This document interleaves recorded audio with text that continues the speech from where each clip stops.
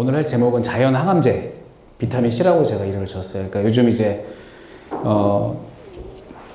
비타민을 계속 하고 있었죠. 네, 그래서 오늘 이제 비타민 이제 마지막 날 이제 정리할 건데 첫날은 제가 비타민 D 위주로 했고, 그리고 지난 시간에 비타민 뭐랬죠? 네, 그게 비타민 B군. 제가 사실은 그 비타민 B군을 한 이유가 지금 우리가 암 대사 치료, 지금 보시면 여기서 치료가 지금 유전자 치료, 이건 이제 우리 그 표준 치료, 그리고 이건 이제 면역 치료. 이제 저희가 그때 책도 구입했고, 그 암 대사 치료, 이 대사 치료 개념을 사실 이해하려면 그 지난 시간에 했던 거, 그 미토콘드리아, 그 에너지 대사, 이 부분을 좀 이해를 해야 돼요. 그래야 그 여러분들이 구입하신 그 책에 나오는 용어들을, 특히 이제 2부에 그런 내용들이 좀 나오는데 그 내용들을 좀 이해를 해요. 그래서 제가 하는 데까지는 같이 그 책도 같이 공부 한번 해볼 거거든요. 그래서 일단은 지금은 그 전까지, 가기 전까지 일단 우리가 이제 식단, 그리고 이제 필요한 영양소들 지금 정리하고 있다, 이제 그렇게 보시면 돼요. 그래서 지난 시간에 했던 그 에너지 대사, 정말 다시 한번 우리가 이제 다시 보기로 볼 수 있으니까 꼭 한번 다시 한번 봐주세요. 그리고 제가 그 부분은 또 이제 다룰 예정입니다. 이 책이죠. 제인.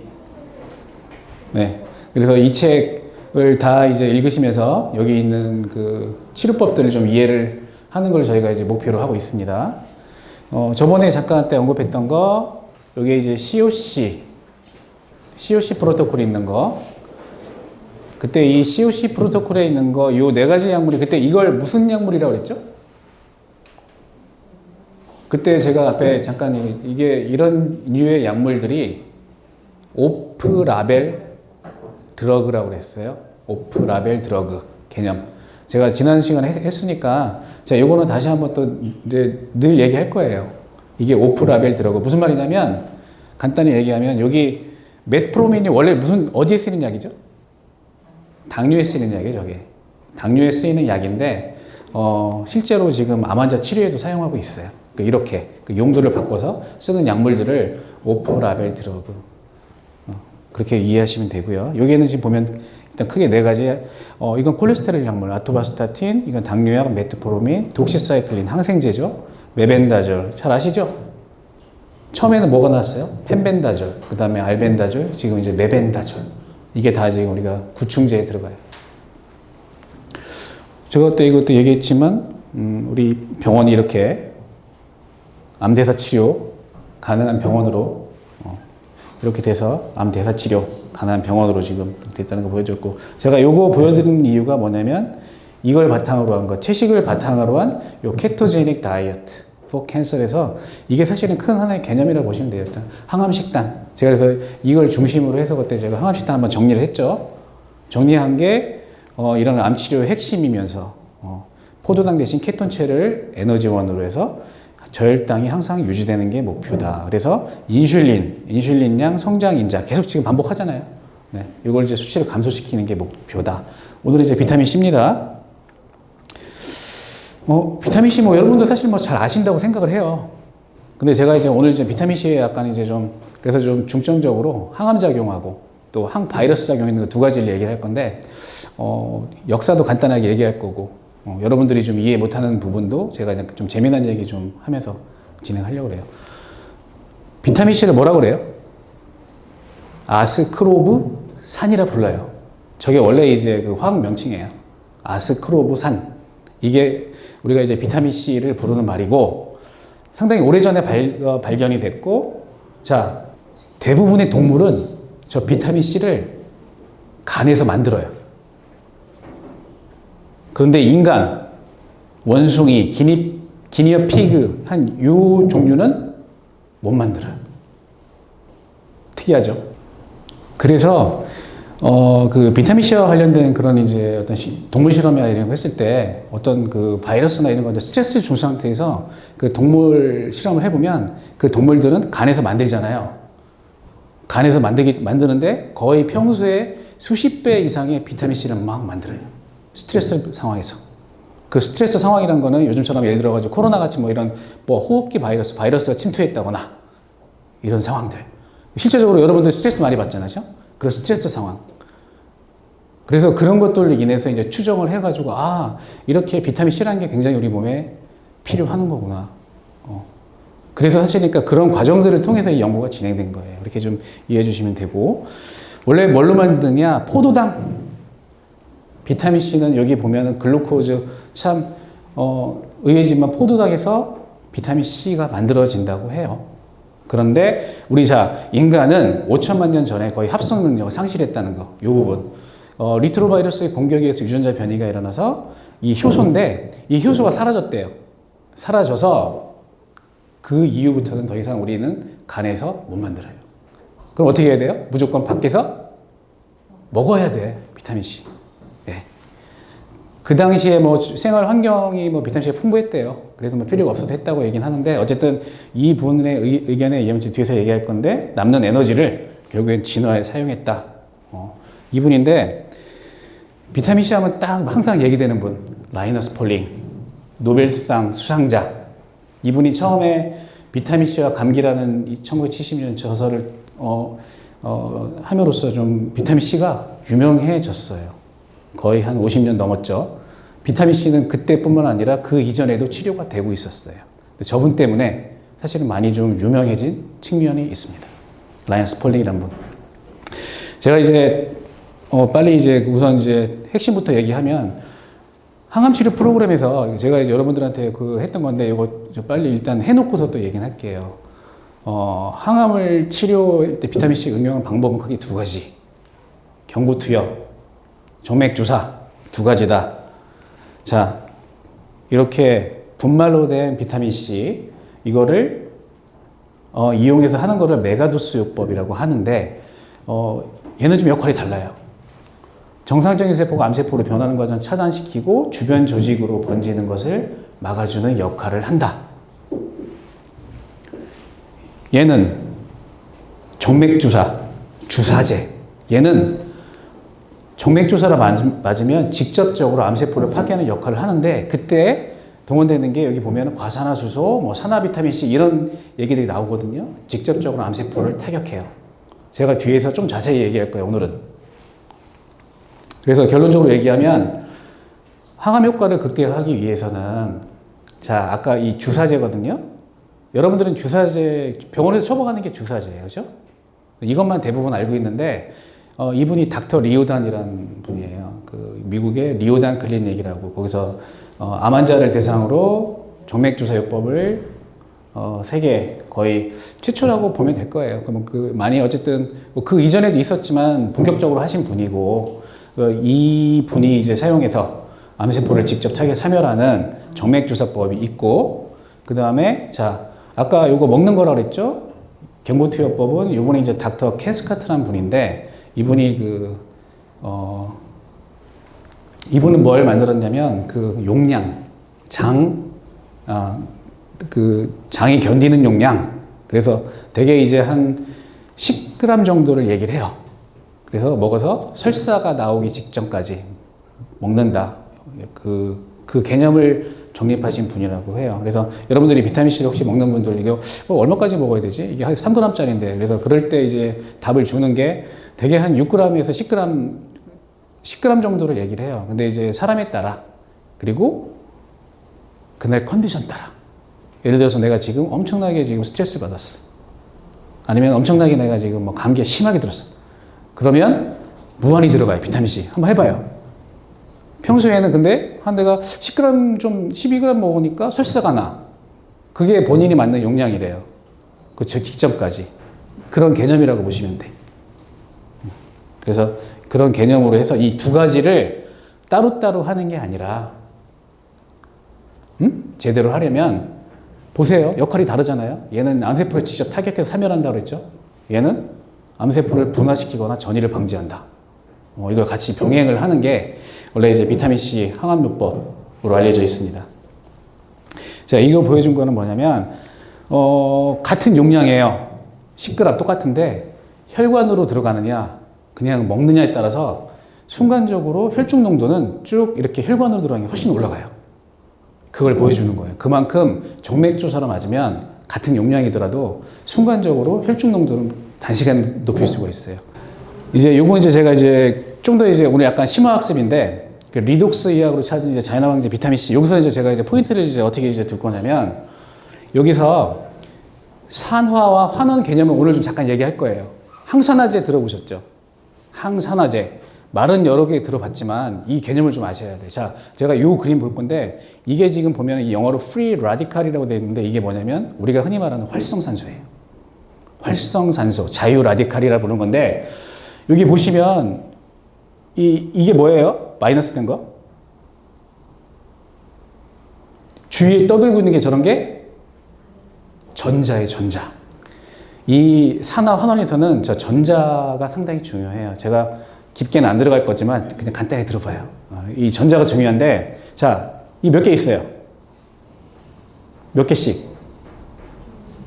2개씩 있죠? 뒤에 보이세요? 안 보여요? 그러니까 앞에 앉으라고 했잖아요. 앞에 있는 분들 이게 몇 개예요? 2개. 어? 중요한 거는 자, 전자는 저렇게 쌍으로 이루어야 돼. 어? 2개, 짝을 지어야 돼. 근데 여기 보면 여기 몇 개? 1개. 1개. 이런 게 활성산소예요.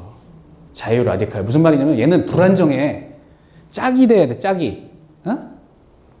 만약에 신발로 내가 그 신발 몇 짝이에요? 내가 이거 2개 하나만 신고 이렇게 하면 어떻게 돼 이거? 안 되죠. 그러니까 그렇게 비유를 해요. 저 자유 그러니까 활성산소 우리 흔히 말하는 그런 저 자유 라디칼은 신발이 한 짝밖에 없는 애야. 한 짝밖에 없으니까 나가서 미친 듯이 시비 거는 거야. 이 신발 한 짝 뺏으려고. 어? 그게 활성산소예요. 그렇게 개념을 좀 잡으셔야 돼. 요즘 활성산소 이제 얘기 계속 나오죠. 그래서 이게 그렇게 하니까 어떻게 돼? 그 당하는 사람은 스트레스 받아야 안 받아요? 와서 자꾸 저기 그 강도짓 하려고 하니까. 그래서 활성산소에 의해서 받는 그런 산화, 그걸 산화 스트레스라고 하는 거예요. 그게 중요합니다. 그거를 막아주는 애가 항산화제예요. 항산화제. 지금 대표적으로 비타민C가 항산화제 역할을 하는데, 자, 보세요. 그러면 항산화제는 여기 지금 어떻게 돼요? 하나를 여기다가 전자를 주면 되죠. 주면은 얘가 2개가 되죠. 그래서 항산화제로 하는 역할들 하는 친구들은 마음씨가 좋아.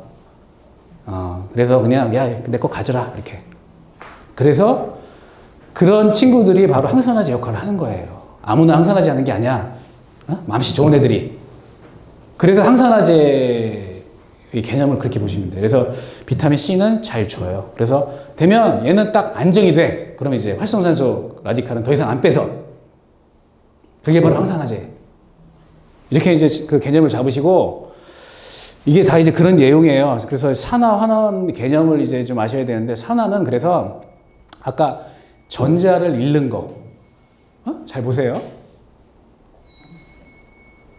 비타민 C 입장에서는 전자를 잃음으로써 걔한테 주면 얘는 산화가 되는 거야. 자기는. 전자를 얻는 거는 환원이라고 그래. 그래서 산화, 환원 개념을 좀 아셔야 돼. 여기까지만 할게요. 너무 깊게 하지 마세요. 그리고 왜 이런 얘기를 했냐면 이 비타민C라는 거는 굉장히 신비한 물질이에요. 우리 몸에서 내가 다시 얘기했어요. 우리 몸에서 이 산화와 환원형을 왔다 갔다 해요. 어떤 때는 산화가 됐다가 환원이 됐다 이렇게 그런 성질이 있기 때문에 비타민C가 굉장한 다양한 역할을 하는 거예요. 네, 물어볼게요. 비타민C 먹는 분들 비타민C 딱 까면 색깔이 어때요? 하얗죠? 하얗죠? 그게 정상이에요. 근데 색깔을 딱 깠는데 만약에 누렇게 돼 있어. 그거는 산화된 거야. 그거 드시면 안 돼요. 아셨죠? 우리가 몸에서 이제 그 밖에서 들어갈 때는 요거 갖다가 이제 우리가 이제 환원형, 우리가 온전한 때, 그래서 환원형 비타민이라고 그래요. 우리가 복용하거나 주사하는 비타민C 온전한 형태. 산화형은 전자를 이미 다른 물질 아까 줬어. 만약에 그 쉽게 말해 깡패 그 아까 저기 프리 라디칼이라는 그 저기 활성산소 이제 걔를 만났어. 그럼 전자를 줬어. 그럼 걔는 산화가 된 거예요. 이렇게 좀 이해하시고, 자 아까 이제 환원형이라고 이러고 된 것 같다가 자 그냥 이렇게 형태가 이렇다고 그냥 아시면 되는데 아스코르빈산, 아스코베이트 이렇게 이름 져 있는 게 여기 환원형이에요. 환원형이고 우리가 아까 말한 그냥 흰 색깔 그렇게 이해하시면 돼요. 그래서 이렇게 환원형은 이제 이게 들어가서 결국에는 들어가서 이런 것들이 이제 항산화제에 쓰이는 거죠. 이걸 먹으면 그럼 어떻게 되느냐? 이거는 이제 콜라겐도 합성하고 이런 뭐 하이알루로니다제도 뭐 만들어서 하이알루로니다제라는 이런 이론이 있는데 암세포가 주위 조직을 허물고 나갈 때 분비한 효소래요. 그래서 이거를 좀 무력화시켜가지고 저희하고 뭐 이렇게 해서 이제 먹는, 그래서 결국에는 이거를 이제 암세포를 좀 진정을 시키는 역할. 이게 바로 그 메가도스, 여러분들이 그냥 분말로 먹는 거. 이게 바로 환원형이라고 보면 돼요. 환원형. 굉장히 어려운 내용인데, 이제 그나마 좀 쉽게 좀 일단, 하고 있으니까 그냥 들으세요. 부담 없이. 그리고, 자, 오늘 이제 항암작용의 이제 그 주인공인데, 얘가 이제 산화형. 얘는 아까가 산화형은 전자를 어떻게 했다 그랬어요? 전자를 주고 자기는 잃은 거야, 지금. 응? 아까 항산화제한테 프리 라디칼한테 주고. 얘는 형태가, 자, 보세요. 디하이드로. 이런 게 붙어 있어. 아스코빅 애시드 또 디하이드로. 이게 화학 명칭으로 따지면 이렇게. 응? 얘가 지금 산화된 형태인데, 얘가, 쉽게 말하면, 자, 보세요. 여러분들이 내가 예를 들게요. 주사 맞았죠? 주사 들어갈 때는 그게 그냥 환원형이라고 그랬죠. 환원형 들어갔어. 그런데 암 조직 근처로 가게 되면 암 조직은 분열이 빠르고 유해산소와 자유균이 막 주위에 내뿜어요. 암세포 주변에서는. 암 조직에 가면. 그럼 어떻게 되겠어? 주위 조직에 산화수치가 강하니까 비타민C가 가면 이 유해산소를 무력화하면서 자기가 어떻게 돼? 자기는 산화되는 거예요.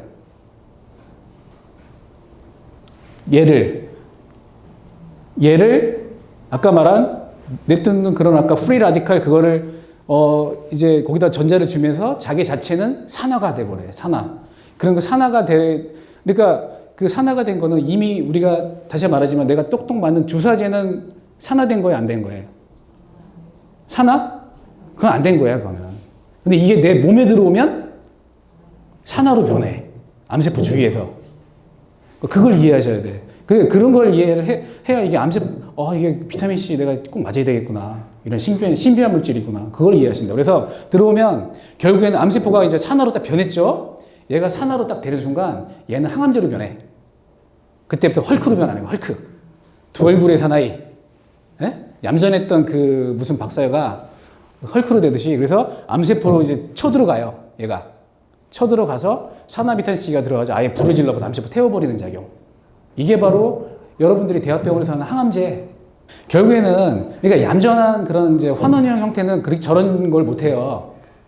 그러니까 주사제로 맞으라고 하는 이유에 주사제로. 그것도 고농도로, 뭐 50g, 60g 그 이상으로 맞아야 돼. 그래서 맞으려면. 그렇게 맞아야 이제 특히 들어가서 산에서 암세포 들어가는데 여기서 표적 항암제 그런 개념으로 가서 들어가가지고 정상세포는 잘 안 건드려요. 얘가. 아까 뭐라고 그랬어요? 그 암세포 주위에서 이렇게 유해산소가 자유롭게 뿜어낸다고 그랬죠. 그러니까 암세포 주위에 가가지고 저렇게 변하는 거예요. 그러니까 신기한 거죠. 그래서 환원성 비타민C 혈관 투여되면 암조직으로 들어가서 이제 산화되면서 양항암제 비타민C로 변신돼서, 이게 이제 우리가 흔히 말하는 이제 그 헐크처럼 이제 그게 태워버리기도 하고, 그 다음에 여기 보면 과산화수소라는 얘기가 나와. H2O 그런 건데 또 과산화수소가 또 만들어져요. 얘도 다시 또 그 안으로 들어가요. 암세포 안으로. 얘도 들어가서 암세포를 쳐보세요. 이중으로 가서 암세포를 타격을 하는 거예요. 과산화수소도. 그래서 이거를 거의 이제 표적항암제 역할을 한다고 하는 그런 개념으로 보시는 거예요. 이거 갖다 양항암제. 그래서 비타민C 항암 원리는 산화비타민C와 과산화수소의 모습으로 암세포에 들어가가지고 들어간다. 단 조건은 주사로 맞아야 돼. 저거는 주사로 맞아야 되고 최소 60g 이상. 그 농도로 맞아야 양력적인 농도로 들어가서 아까 봤죠? 팍 올라가는 거. 그렇게 해야 저런 산화 비타민 C의 모습을 가지고서 암세포로 쳐들어가. 자, 마지막 중요한 거. 이게 지금 비타민 C 전달체라고 하는 건데 암세포 우리가 모든 세포에는 세포막이라고 있어요. 시키면서 방어하는 거예요. 암세포도 세포막이 있어요. 비타민 C가 들어가는 통로가 두 가지가 있어요. SVCT라는 게 있고 GLUT라는 게 있어. 예? 얘는 환원형 비타민 C가 들어갈 때 이용해요. 아까 뭐랬어요? 환원형 비타민 C는 그냥 얌전한 애죠. 예? 얘는 그냥 가서 항산화 역할만 해. 쟤는 글로 들어가. 근데 아까 이제 헐크처럼 변한 막 이제 산화가 된 그런 이제 이 산화형 비타민 C. 산화는 굉장히 좀 이게 막 가서 불 지르고 막 그러는 거예요. 이게 좀 산화라는 게 산소 해가지고 막 우리가 불 낼 때 뭐가 있어야 돼요? 산소 있어야 되죠. 에? 산화형 비타민 C는 이걸 타고 들어가요. 에? 포도당 이 GLUT 글루코즈 트랜스포터인데 자 얘가 뭐냐? 얘는 암세포가 뭘 좋아한다 그랬죠? 당을 좋아한다고 그랬지. 에? 그래서 암세포가 당을 좋아하는데 그 뭐 그때 이유는 내가 얘기했을 거야. 뭐 걔가 무슨 단맛 좋아해가지고 그런 게 아니고. 그래서 암세포에는 이게 많아요. 에? 정상세포보다 이게 많아. 당을 막 끌어들이려고. 근데 신기하게 이 산화 비타민 C가 요 통로를 타고 들어가. 자기가 포도당인 것처럼 해가지고. 그래서 자객처럼 숨어 들어가는 거지. 안쪽으로 들어가서 거기를 들어가서 아까처럼 그냥 확 불을 질러버리는 거지. 암세포를. 참 신기해요. 이게 다 밝혀진 거예요. 그래서 지금까지 얘기한 거, 이게 바로 항암 원리 좀 얘기한 거고, 이런 것들이 비타민C 항암 원리란 그 비밀인 거 제가 이걸 요약한 거예요. 우리나라 처음으로 이걸 그쪽 미국에서 배워가지고 그 하병근이라는 분이 있는데, 그분이 이걸 이렇게 해가지고 많이 이론적으로 좀 다 해놓고, 물론 그분이 한 건 아니지만 미국에서 이미 했던 거, 돼 있던 거를 정리해서 우리나라에 소개시켜준 그런 내용이고, 자, 요거는 하나 제가 더 추가할 게 뭐냐면, 이제 요거 읽어보신 분 있죠? 응? 그 제인이라는 분이 쓴 암을 굶기는 치료법에 나오는 비타민C에 대한 걸 제가 다시 따왔어요. 여기서 보면은 여기 마이클 리산티라는 교수라는 이름이 나오고 2007년에 온코타게 이것도 유명한 그런 저널인데 이것도 이제 암과 관련된 여기 실린 내용이에요. 제가 하나씩 볼게요. 자, 항생제인 독시사이클린 아시죠? 독시사이클린 많이 들어봤죠?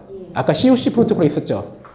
COC에 독시사이클린을 수주에 걸쳐 용량을 증가시켜서 자 이런 것들 옥스포스와 지방산화 이거 잘 모르겠죠? 내가 그래가지고 지난 시간에 했던 거 그거 좀 이해를 하라고 하는 거야. 대사 옥스포스와 지방산을 차단했더니 항생제에 대한 내성이 발생하면서 암 줄기세포의 대사가 옥스포스에서 여기 해당 과정 쪽으로 전환이 일어났다. 해당 과정 이후에 비타민C 정맥 주사를 투여했더니 해당 과정의 6번째 단계를 차단해서 글루타치온 떨어뜨렸더니 암세포가 죽었다는 내용이다. 이런 내용인데, 즉 그냥 쉽게 말하면 독시사이클린과 비타민C 이용해서 치료했던 내용인데 그 원리는 이렇다는 거고, 이건 제가 몇 년 전에 한번 얘기를 한 적이 있어요. 그래서 몇 년 전 논문이 독시사이클린이라는 그 항생제와 비타민C 같이 조합을 했더니 항암작용이 많이 올라가더라. 그 논문이에요. 이것도 또 다른 그거와 비슷한 논문인데 제가 좀 더 내가 설명해 줄게요. 요 베르베린을 또 추가했더니 결과가 더 좋아진다. 베르베린 또 들어봤죠? 이거 관심 있는 분은 아마 아실 거예요. 좀 유명해서. 그래서 일단은 제가 요거 말씀드릴게요. 이거 보면 그래서 이게 잘 이해가 안 된다 그러면 제가 지난 시간에 한 거 비타민 B 하면서 대사, 에너지 대사, 미토콘드리아에서 어떻게 되는지 그거를 다시 한번 보세요. 그리고 제가 또 한번 계속해서 반복시켜 줄 거예요. 그래서 여기는 이제 이걸 옥스포스라고 하는데 미토콘드리아에서 하는 산화적 인산화 과정이라고 하고 요 과정이 있고 여기는 에어로빅 글라이콜라이시스는 그때 세포질 바깥에서 해당 과정 여기 그 해당 과정을 뜻하는데 요게 이제 들어와서 이제 저 미토콘드리아가 들어가게 돼 있어요. 나중에 그건 제가 다시 한번 또 얘기할 거는데 지금 비타민 C는 얘를 지금 차단을 시켜버렸네 보니까. 여기서 6번째 효소 그거를. 독시사이클린은 여기를. 이런 식으로 차단시켜. 그러니까 이게 굉장히 앞에서 내가 그 항암작용 있다고 그렇게까지 일단 설명한 것보다 좀 더 어떻게 보면 진일보한 이게 설명이에요. 대사와 관련해서. 그러니까 이 정도로 지금 굉장히 지금 발전하고 있다니까. 이 암 대사와 관련해서. 제가 뒤에 하나 또 보여줄게요. 요 그림 책 본 분 아세요? 본 분 있죠? 저 책에 있어요. 제가 이제 나중에 이제 요 영양치료 끝나면 저거 같이 이제 공부할 거예요. 할 건데 지금 미리 하나 보여준 이유가 자 보세요. 여기에 보면은 그 제인이라는 분이 자기가 이렇게 정리를 한 거예요. 그분이. 여기 보면 글루코즈를 해가지고 이건 포도당, 여기 글루타민이라서 아미노산의 일종, 그 다음에 요거는 패티 애시드라 해가지고 지방산, 이게 다 암이 먹이로 한다는 거예요. 근데 이거를 다 차단하는 약물인데 여기 IBC 요거 이게 정맥주사예요. 비타민C 정맥주사. 정맥주사가 에어로빅 글라이콜라이시스를 차단해서 요 포도당 대사를 막는다는 얘기예요. 그리고 아까 위에 썼던 독시, 요게 독시사이클린.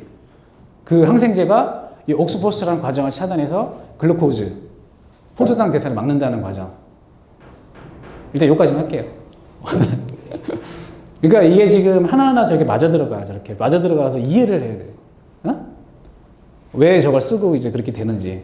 자, 그래서 이거 말고도 지금 여러 가지 약물들이 다 있는데 제가 이제 우선은 맛만 보여주는 거예요, 사실. 오늘 저거 해가지고. 그래서 비타민C가 저런 역할을 한다. 그래서 요걸 좀, 이해를 좀 하셔야 되고, 또 하나 이제 제가 잠깐 언급할 건 뭐냐면, 우리가 지난 시간에 했던 거, 자, 아까 뭐랬죠? 암이 뭘 좋아한다고요? 그쵸? 근데 그것도 초보주의식이야. 어? 사람들이 그렇게 알았어. 암은 당을 좋아한다. 그런데, 포도당을 저렇게 해가지고 먹어봤어. 뭐 진짜 탄수화물 줄여보고, 포도당 먹어봤는데, 이게 지방산하고 글루타민이란 저런 아미노산까지도 이용하는 암세포가 또 생겨난 거예요. 내가 이 얘기를 하는 이유는 여러분 암 치료가 이렇게 단순한 게 아니에요. 그게 정말 똑똑한 애예요. 한 가지 저렇게 막는다고 해서 아까 그 논문도 그 내용이야. 하나 이렇게 막아버렸더니 이놈이 진화를 한 거야 또. 다른 루트를 또 이렇게 개발한 거야, 또. 무슨 말씀인지 아세요? 내가 그래서 여러분들이 어디서 그 인터넷 같은 데 해가지고 뭐 좋더라 해가지고 하나 이거 처방해주세요 하는 분들한테 내가 공부 좀 하고 저기 다시 오세요 하는 이유가 뭐냐면 이게 간단치가 않아요. 지금까지 나온 건 처음에 포도당이었는데 그 다음에 케톤 시기하면 된다고까지 했어. 근데 그렇게 했는데도 불구하고 또 생겨. 나중에 보니까 얘가 계속 해가지고 대사를 계속 바꾸는 거야. 암이 자꾸 뭐 사기되고 자꾸 이제 할수록 암이 그렇게 만만한 애가 아니에요. 특히나 그 암의 줄기세포. 현대약은 변종만 건드려요. 항암제, 수술, 방사하는 거, 줄기세포 건드리지도 못해요. 그냥 빠르게 그냥 변하는 암세포만 건드리고 끝나는 거예요. 결국엔 재발전이 일어날 수밖에 없어. 왜? 결국엔 내성이 생길 수밖에 없어. 여기서 고개 끄덕끄덕 하시는 분은 본인들이 지금 경험을 통해서 아실 거예요. 결국에는 항암제 내성 생기는 이유도 처음에는 약이 듣죠. 예? 내가 언젠가 한번 얘기할 건데 항암제가 효과를 받는다라고 하는 그 기준이 알고 보면 어처구니 없어요. 진짜 어처구니 없어. 항암제라고 허가나는 그 약물의 그 기준이 내가 나중에 한번 얘기할 때 진짜 어처구니 없어요. 지금은 얘기 안 할게요. 그래서 그것만 돼서 허가 나는데 결국에는 그게 어느 순간 그래 대학병원이 크게 줄어들었네 까지야. 네, 거기까지. 근데 어느 순간에 이야기 안 듣네 내성이 생긴 거죠. 아까 말씀드렸죠. 암이 그렇게 호락호락한 놈이 아니라. 그래서 여러분들 공부하라고 하는 거예요. 제가 이 자리에 사실 뭐 마스크 그 하면서까지 오시게 해서 특히 이제 여기 뭐 COC 하셔야 되는 분도 있고 내 그 암 상태가 좀 악성도가 높은 암이나 이런 것들 있잖아. 다 미리 공부를 준비를 해놓으란 얘기예요. 이런 것들. 언제 저렇게 될지도 몰라요. 이런 대사적인 거를 이해해 놓으면 무기가 더 생길 수가 있어요. 제가 오늘 살짝 그래서 맛만 좀 보여드린 거거든요. 그래서 오늘의 결론은 그래서 그 책을 이제 다 읽으시고 이제 제가 나중에 얘기할 때 어쨌든 암 치료가 그렇게 우리가 사람들이 처음에 단순하게 그 생각했던 그런 거부터 계속 지금 벗어난 이유가 이게 자꾸 진화하는 거예요. 걔도 암세포도. 그러니까 똑같이 그 제인이라는 분 보세요. 그러니까 거기도 자기도 맞서 싸웠다고 하죠.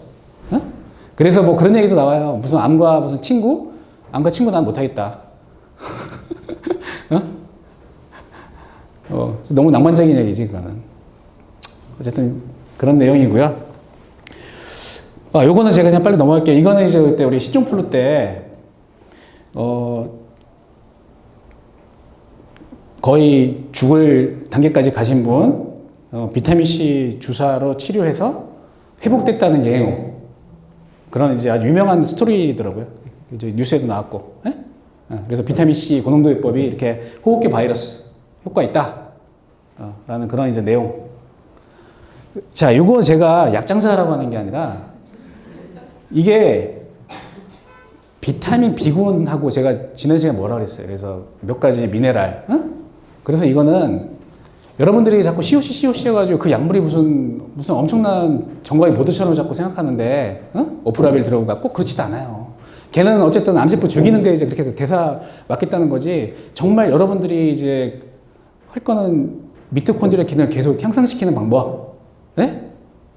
에너지 대사를, 내 정상세포는 살아야 될 거 아니야. 그쵸? 그러기 위해서 이런 것들이 필요하다는 얘기예요. 이거는 비타민 B. 제가 이제 그래서 오늘 이제 한 거는 여기 비타민 C. 비타민 C도 저기 그래서 이제 복용하라고 물론 이제 권유하죠. 그리고 이건 그때 비타민 D 그때 얘기했고, 비타민 E까지. 그쵸? E까지도. 요까지도 그렇게 해가지고 지금 저희가 이제 그렇게 했고, 요거는 마그네슘인데, 마그네슘, 그 다음에 요 아연, 셀레늄 정도는 기본적으로 암 환자분들한테 필수적으로 사실은 복용이 돼야 돼요. 음식으로 할 수 있으면 한번 해보세요. 되나?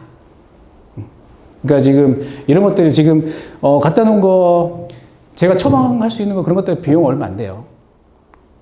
그 건강기능식품으로 이렇게 할 수 있는 그런 것도 있고, 그래서 그런 것들을 이제 하시는 분들도 제가 처방할 수 있는 거는 처방해드리고, 근데 그래도 이제 안 되는 것들이 있어요. 이제 그런 것들은 제가 따로 이제 말씀을 이제 드릴 거고, 이제 어쨌든 이제 이런 것들이 좀 필요하다는 거, 꼭 알고 계시고, 그래서 이제 다음 시간에는 지금 말한 요 미네랄, 마그네슘, 아연, 셀레늄, 이거 한번 또 정리하고, 네, 그런 식으로 이제 또 하는 시간을 가질 거예요.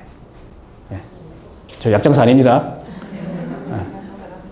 이거 이해하셔야 돼. 그만큼 암이라는 게, 힘들어요. 버거워요. 아예, 진짜 그냥 초반에 진짜 그냥 뭐 한 1기, 0기 뭐 돼가지고 그때 그냥 수술적으로 해가지고 그다음부터 내 관리하면서 되는 케이스 아니고 이제 한 3기, 4기 넘어가고 하면 그때부터 암의 성격이 아예 달라버려요. 그걸 좀 이해해 주셨으면 좋겠습니다. 그리고 비타민C, 마지막 정리하면 비타민C는 아까 말했듯이 신비한 게 우리 몸에 들어오면 그렇게 산화와 환원을 왔다 갔다 하지만 인비트로, 왜 그런 논문들 보면 그 있잖아요. 그 논문들이 사람 몸에서 한 걸 할 수 있었겠어요? 아니지, 못하죠. 그냥 시험관에서 한 실험들은 저런 한계가 있어요. 그런 그 비타민C의 진면목을 우리가 알 수가 없어요. 그래서 비타민C가 어쩌고 하는 또 논문들, 안 좋은 논문들 잘 보면 그런 내용이에요. 그냥 시험관에서 넣어보고 뭘 했더니 이렇게 결과 나오더라. 비타민C는 우리 몸에 들어와서 저렇게 산화와 환원을 오가면서 다양한 역할을 하는 아주 신비한 물질이라고 알려져 있습니다. 네, 오늘 여기까지 하겠습니다.